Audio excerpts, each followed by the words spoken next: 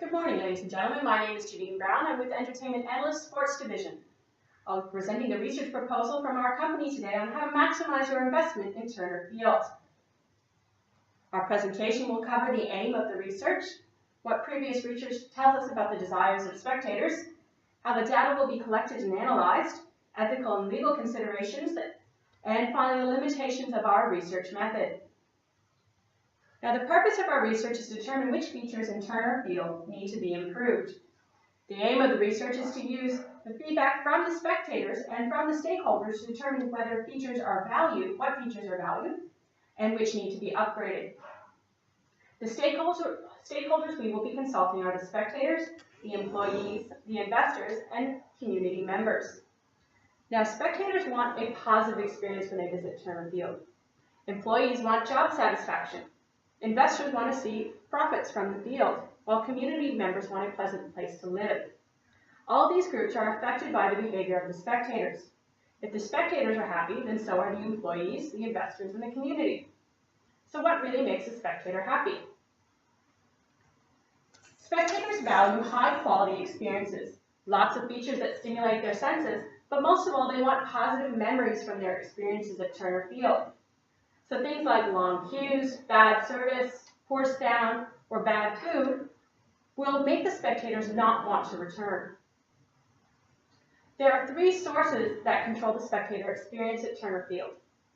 The first source is the organization itself.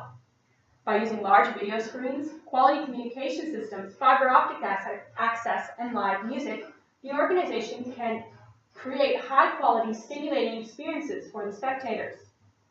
But the spectators themselves can also contribute to this experience. They can create a positive atmosphere when they use the interactive games, they do the tomahawk chop, and they participate in the Braves trivia. This behavior helps create a sense of community and positive memories. Finally, the game itself. By having high-quality players and the Hall of Fame, the spectators are not only entertained, but it helps them embrace the Braves community. If any of these features are not producing positive experiences, then those are the features that need to be improved. Overall, spectators must feel like part of the community. Otherwise, they will not make a deep, loyal commitment to the team, and they won't attend games regularly. We can create this sense of community and build it up through personal interaction with the Braves and the Turner Field. The more spectators are involved in the community, the stronger ties become to the team. We've seen this before in teams like the Chicago Cubs and the Toronto Maple Leafs. There is such a strong sense of community that the clubs are highly profitable even when the teams are losing.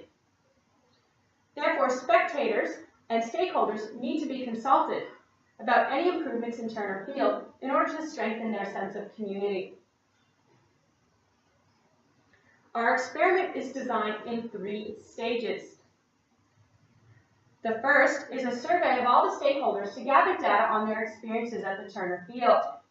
Using the current distribution list, we'll send emails out to all members with the survey, and for those not on the list, we'll have kiosks up throughout the stadium on 2 game days.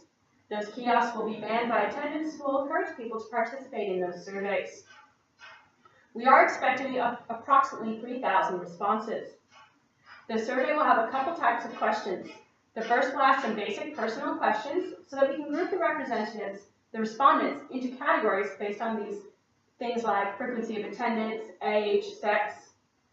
We will then ask them to rate the different features of the park and finally suggest any kind of improvements. The second stage of our investigation focuses more on the spectators, since their behavior will affect the other stakeholders. Specifically, we want to break the spectators into categories and ask them more specific details about how to rate the features at Turner Field and how they can specifically be improved. Each group will be composed of 6 to 8 members and discussions led by a trained professional. When the transcripts of the focus groups are analyzed, we should find a pattern in the responses on what features need to be improved and how those improvements should be carried out.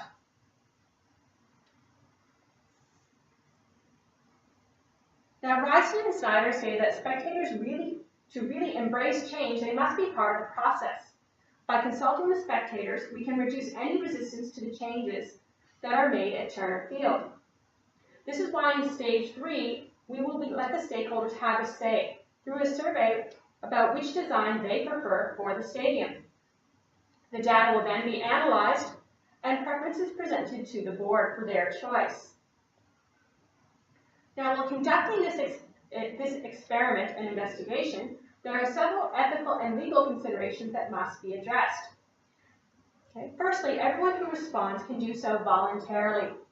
All participants will be informed of the purpose of gathering this data and that the information collected will only be used for the improvement project.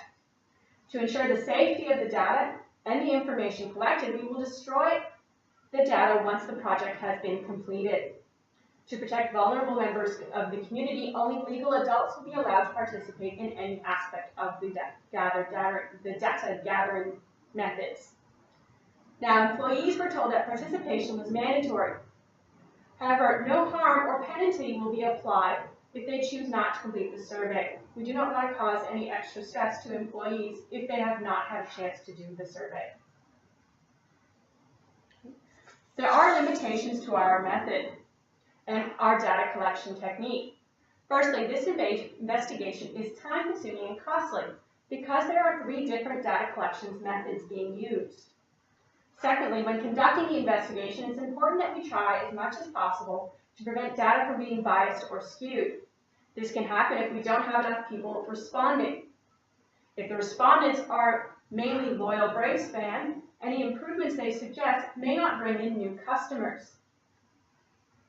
Although the focus groups will be run by qualified individuals, there's always a chance that an error can occur. A typical type of error that can occur in focus groups is a person with a strong personality may take over the discussion. If for any reason the data collected becomes skewed, it may result in improvements in the wrong areas of Turner Field. Lastly, the improvements chosen by the stakeholders could result in no increase in sales. In conclusion, spectators want high-quality experiences. When spectators are happy, so are all the other stakeholders. By using surveys and focus groups, we can determine what features in Turner Field make spectators happy and which do not. If there are features in Turner Field that don't make spectators happy, then those are the areas that should be improved.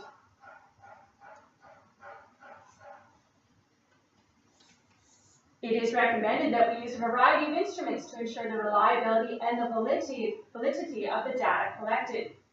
Stakeholders should be consulted throughout the process. Money should be invested in improving features that are underperforming. Lastly, stakeholders should be allowed to choose a new design for Turner Field. I'd like to thank you for your consideration this morning, and I would now like to take any questions.